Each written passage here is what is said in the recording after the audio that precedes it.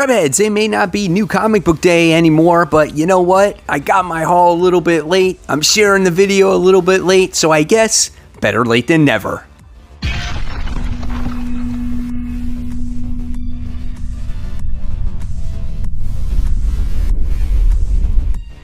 Hey, all my webheads out there, welcome back to Comic Book Corner 2.0, and fans, I am your host, Mike Spider Slayer, getting ready to bring you Spider Slayer's Comic Book Haul. Fans, this is episode 466, and this is the video series where each and every week I show you, the fans, what I pick up at the comic book store, which is, of course, Comic Central. They provide the latest, the greatest, and newest comic books for you, and that customer service is top-notch. So if you're ever in the Central Florida area, in the city of Sanford, go ahead and tell them that Mike Spider Slayer sent you. So, guys, sorry about the haul being a little bit late this week, but nevertheless, I wanted to share it with you guys because I was on vacation this past week, so everything's a little bit out of whack. You know how that goes, right? So it is time for the mysterious black bag. That's right, guys. Here inside are the comic books,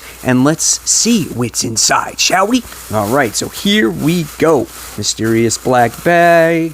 Comic books inside, take it off, throw it on the floor, and show you the stack. There is no more. That was dumb. But anyway, here's some of the books that I wound up getting. Now, guys, when we get to the end of this video, I'm going to share with you how to win my Road to 10K giveaway. That's right. You can win these fabulous X prizes. Just stay tuned to the end of the video and you're going to find out how you won, or can win, excuse me.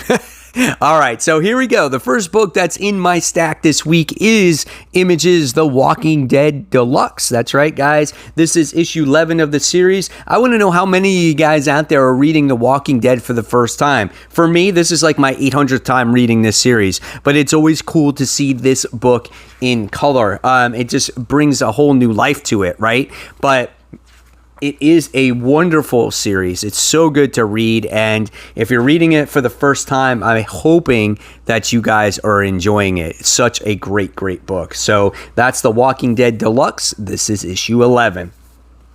All right, next on the stack here, we wound up getting Catwoman. This is issue 29. I definitely did not get this one for the story. I have not been a fan of Catwoman comics at all, but I did love the Jenny Frison cover here. This is a gorgeous cover, one of my favorite covers of the week. It is in my top 10 comic book covers of the week video, if you guys haven't checked that out. But yeah, this is such a nice looking cover. If you're interested though in the series itself, it looks like it's got pretty decent artwork in there, right? But every time I try Catwoman, I am just not impressed with the overall story, right? So here's some more of the artwork going on inside. Very dark in many ways, but you know, that's Bat Comics for you, the Bat family. Interesting character there. But yeah, we'll see what happens if you guys read it. Let me know if it's good, right? So that's Catwoman. That's issue 29. All right. So if you watch my top 10 most anticipated video, right, I was on the fence about this. I'm like, nah, I think I'm going to stray away from this. And it's Superman Red and Blue. This is issue 1. However, in the FOC, I wound up committing to it. So it's like I had to buy it, you know. So I didn't think I did. But again, when you do these final cutoff lists, it's like they're well in advance. And I was like, oh, that cover looks nice. And this could be a cool Superman comic. But I didn't realize how much it was until after the fact, but here's the way it looks. Again, it's red and blue. It's kind of like Batman black and white. That's really what you can compare it to. So there we have that. And here's some more of the artwork inside. It's pretty cool just to see it all red and blue. That's pretty nice. It should be like red, white, and blue because those are the three colors in there. But I understand why they call it red and blue because Superman red and blue, right? So there you have that. How many of you guys actually read that issue this week and did you enjoy it? All right, so next on the stack here, we have X-Force. This is issue 18. This series has been focused around Quentin Quire at this point in time. He's got a new look. He's got some kind of monster possessing him or going after him. It's been a great story. We've gotten to see him kind of evolve as a character in these past couple issues when it comes to X-Force. Look at the artwork inside there, man. That is intense. Look, so nice, right? So I have been really enjoying this run overall. The only time I don't think I really enjoyed it when it was the Ten of Swords. But when this series actually gained some momentum, it's actually a really good book. Probably one of the better X books out there as of right now. And Benjamin Percy is the one who writes this book. So you might want to check that one out. All right, next we have Thor. This is part 5 of the Prey storyline. Donny Cates, I have nothing but good things to say about his writing in general. And then when it comes to the Thor series, again, I've said this before as well. He's taken a character that I didn't care so much about and maybe really care for him and really enjoy the story. The artwork is absolutely superb in this book as well by Nick Klein. It has that independent feel, kind of feels like God Country in a way, but yeah, the characters are always really great looking, bright, vibrant colors, and the story that has to deal with Donald Blake making his return, it's just amazing. And the last issue was so good with Throg in there as well, but Donald Blake is like super powerful right now. How are they going to stop him? How are they going to bring him back to the underworld if they do? But man, oh man, look at that artwork there. This is so good. I cannot wait to read this book. So this is Thor. This is issue 13. Such a great run that he's doing on this. All right, next, wound up getting Spider-Woman. This is issue 10. This is the final issue of this current story arc. This was a lengthy story arc. Honestly, it's been all 10 issues about Jessica Drew, how she's been dying of her disease, and she's been trying to come up with a cure, and she's been all over this, all over what's going on. High Evolutionary is actually in play here, and once this concludes, and this has been a very violent book and a very angry Jessica Drew, but when this concludes, Jessica Drew supposedly is going back to her normal threads, and she's going back on Earth. What is happening here? Oh my God. That is insane. I can't wait to read that. She's going to dinosaur, dude. What's up? Oh man, this is some crazy stuff. Some of these comics are just off the wall, but that's why you read them, right? It's so insane. So Spider-Woman, this is issue 10. Oh man. All right, next is another good book, and this is, again, all my opinions. Ironman issue 7. I love the Alex Ross cover. Another one of my favorite covers of the week. You gotta love the supporting cast that's in here right now. Like, you have Scarlet Spider, you have Frogman in there, you have Misty Knight in there. They're trying to stop Korvac. They're going to what's his face's spaceship, Galactus's spaceship. We have Patsy Walker, who's hooking up with Tony Stark at the moment, but it seems like a very genuine partnership, relationship, and I love how these two interact with each other. It's been a really good book, and seeing Patsy Walker's journey is pretty good too, because what we're getting here is a character that we don't know all that much about. I don't think a lot of readers know that much about Patsy, and they're getting to see a little bit of her history and her psyche and how she is as a character, and we're getting to know a little bit more about her, right? So yeah, this has been a good book. I love the artwork inside of it. I think people wrote it off pretty much after issue 1. They're like, this is horrible, but I like it. So this is Iron Man. This is issue 7. All right, here's another book that I think that has potential, but they need to take the time in telling the story instead of making it a limited series, right? So this is issue 4 or 5 of Erratic. I want to see this book get a second volume so we can continue this story. I don't think there's enough issues here to tell everybody's story in this book that they're introducing. Like, you're learning about a mother who's kind of like an alcoholic and she doesn't have a really good job. We're learning about the brother who is erratic. And we're learning about this older brother who's real popular in school. And we're learning about this blonde-headed girl who is like kind of like the on again, off again love interest for, I think his name is Oliver. And so there's just a lot of things. The school principal is supposedly a villain. And this book all ties into the Reborn storyline in AWA Upshot. So I think there's a lot of potential when it comes to Erratic. I'm just looking for it to get fleshed out just a little bit more with a volume 2. So we'll see where this issue brings the story. And yeah, that's Erotic, issue 4, not erotic. All right, next. Pretty cool cover. I think that's why I got it. I don't know why I'm still receiving this book. This is Champions Outlaw, issue 5. Ewing is the writer of this. I'm not fond of the whole Outlaw storyline. I just felt like this lost momentum a long time ago, before COVID happened, and they should have just canceled this whole story, in my opinion, right? So here's some of the entire artwork. Again, I want to know, guys, are any of you guys reading Champions right now, right? So there you have it, and there is the artwork for there. So that's that. I have nothing else to say about that.